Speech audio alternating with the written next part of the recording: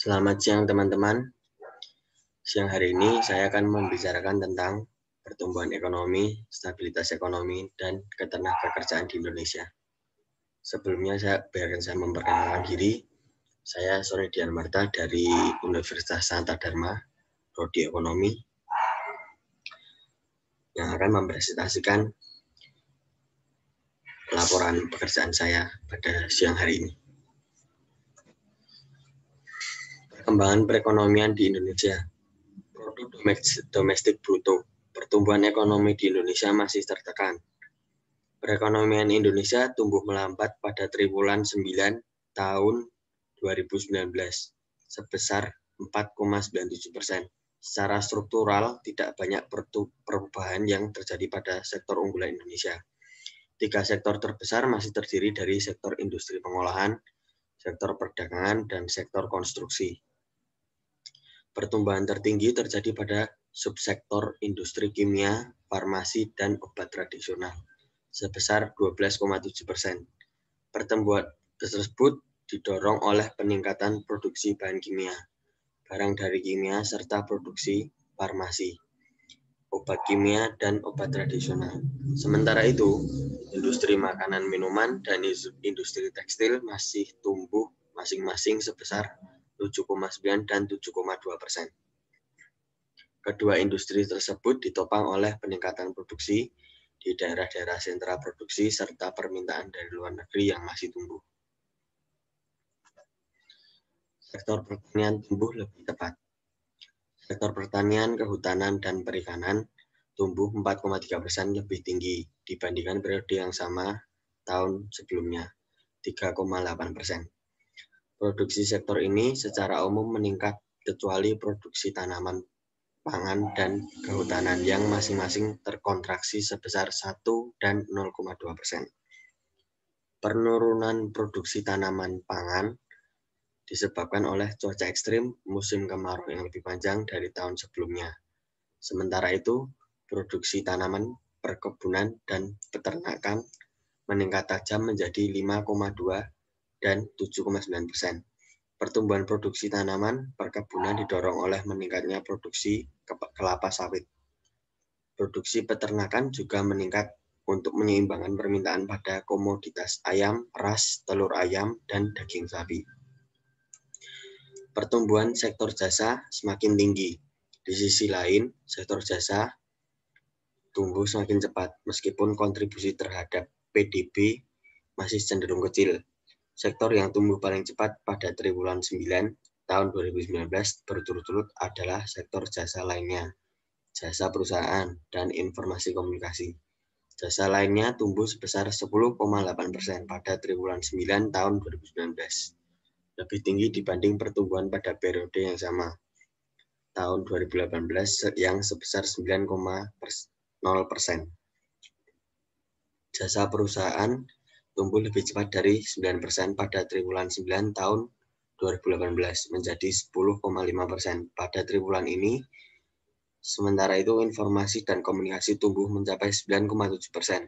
Sektor pertambangan dan penggalian tumbuh sebesar 0,9%. Pertumbuhan positif tersebut didorong oleh pertumbuhan pertambangan batubara dan lignit serta pertambangan dan penggalian lainnya sebesar 7,9%.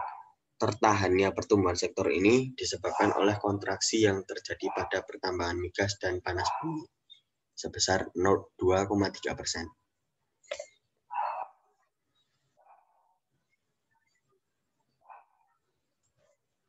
Stabilitas perekonomian. Stabilitas perekonomian tetap terjaga sehingga memberi ruang bagi kebijakan yang akomodatif untuk meningkatkan pertumbuhan ekonomi tanpa memberikan dampak yang mengganggu stabilitas. Dalam implementasinya, sinergi kebijakan ditujukan untuk mendorong momentum pertumbuhan ekonomi, mempertahankan stabilitas perekonomian dan stabilitas sistem keuangan, serta memperkuat struktur perekonomian. Dalam kaitan ini, pemerintah 2019 meningkatkan stimulus kebijakan fiskal guna mendorong pertumbuhan ekonomi dengan tetap menjaga kesinambungan fiskal. Kebijakan fiskal diimplementasikan melalui 3 strategi utama, yaitu mobilisasi pendapatan dengan tetap mendukung penguatan iklim investasi, meningkatkan kualitas belanja agar lebih efektif dan produktif untuk mendukung program prioritas, serta mendorong efisiensi dan inovasi pembiayaan creative financing. Ketiga strategi pendukung tetap terjaganya prospek kesinambungan fiskal dengan realisasi defisit APBN 2019 terkendali di bawah 3%, yakni 2,2% dari PDB. Perkembangan ini secara keseluruhan membuat utang pemerintah pada 2019 tetap sehat, yakni 30,2% dari PDB. Kebijakan struktural juga ditempuh sebagai bagian dari sinergi kebijakan guna mempercepat transformasi ekonomi Indonesia menjadi negara maju. Implementasi Rencana Pembangunan Jangka Menengah Nasional RPJMN 2020-2024 menjadi sangat strategis bagi pencapaian visi Indonesia menjadi negara maju. Sebagai target pembangunan dalam Rencana Pembangunan Jangka Panjang Nasional, mengingat menjadi tahapan akhir dari RPJPN 2005-2025, dalam kaitan ini, pemerintah menetapkan 5 strategi utama untuk mempercepat transformasi ekonomi.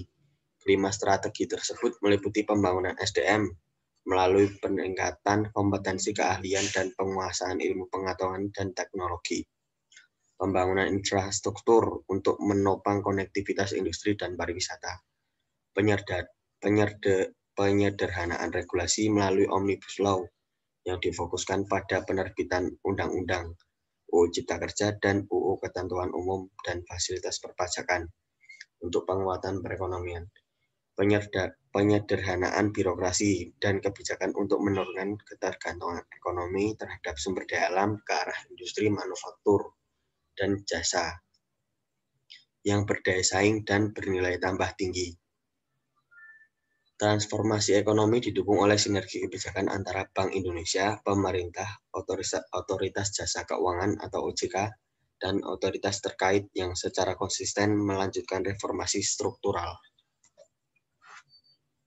Indonesia menempuh bauran kebijakan yang akomodatif agar dapat optimal menjaga stabilitas perekonomian dan mendorong pertumbuhan ekonomi. Arah kebijakan ditempuh setelah mengkaji kondisi stabilitas perekonomian yang tetap terjaga di tengah kondisi pertumbuhan ekonomi dan kredit yang berada di bawah lintasan optimumnya. Kondisi ini memberikan ruang pelonggaran bagi kebijakan Bank Indonesia untuk mendorong momentum pertumbuhan ekonomi tanpa memberikan gangguan bagi stabilitas perekonomian.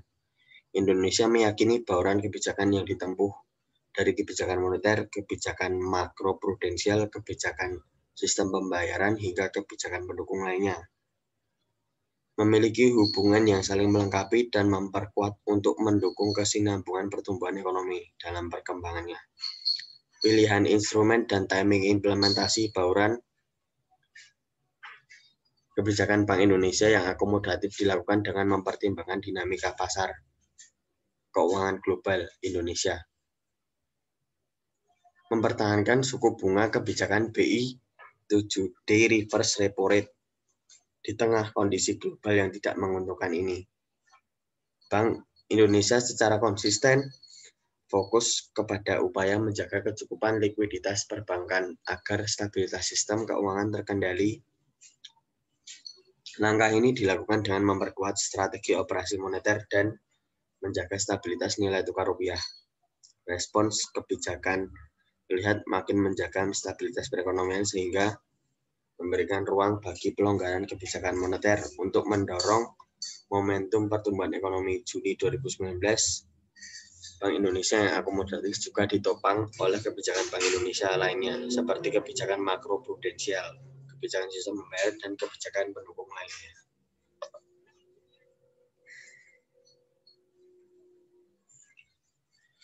Ketenaga kerjaan di Indonesia.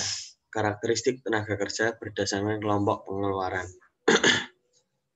Sebagian besar tenaga kerja di lapangan usaha yang terdampak krisis ekonomi akibat pandemi COVID-19, kecuali di sektor konstruksi, berasal dari kelas menengah. Jika terjadi guncangan, kelompok menengah ini tentunya memiliki kemampuan bertahan yang lebih baik dari kelompok masyarakat yang lebih miskin, 40% ke bawah.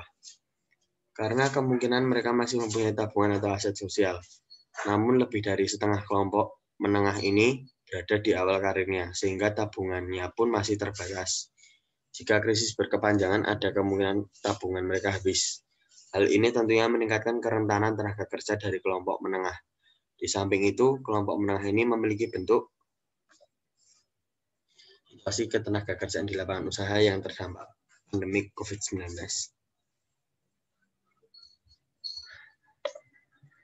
Karakteristik tenaga kerja berdasarkan status formal atau informal. Sektor penyedia akomodasi dan makanan dan minuman, transportasi dan pergudangan, dan perdagangan didominasi oleh pekerja informal. Sementara 3 sektor lainnya didominasi oleh pekerja formal. Gambar 2. Status formal atau informal berpengaruh terhadap cara tenaga kerja beradaptasi dengan situasi krisis dan pendekatan intervensi.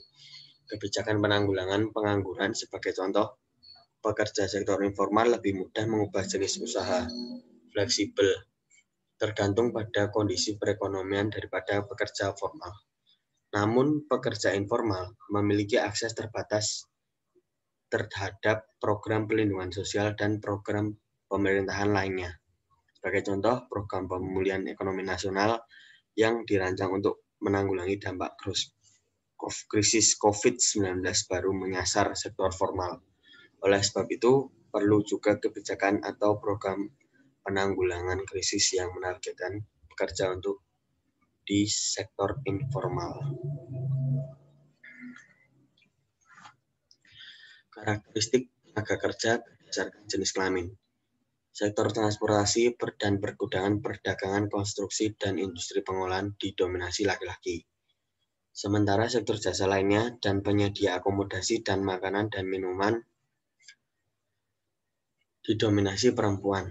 Cameron 2018 menyebutkan bahwa tingkat partisipasi angkatan kerja perempuan di Indonesia tergolong rendah dibandingkan negara-negara Asia Tenggara lainnya.